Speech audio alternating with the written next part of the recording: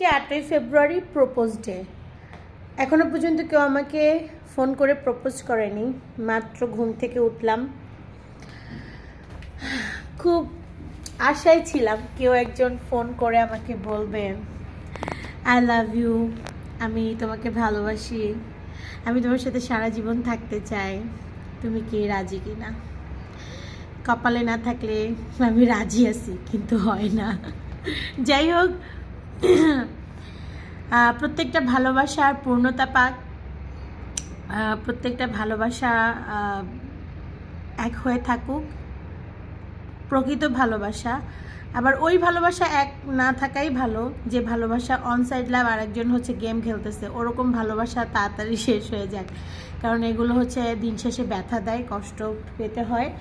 তো এরকম আমি চাই না যে কেউ কষ্ট পাক, কেউ হচ্ছে মাস্তি করে বেড়াক, এটা আমার থেকে চাওয়ার নাই।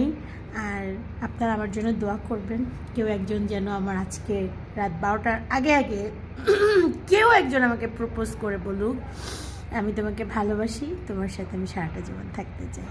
আমি অপেক্ষায় আছি, কেউ একজন বলুক। Thank you, bye bye. আজকে পরিবেশটা অনেক সুন্দর,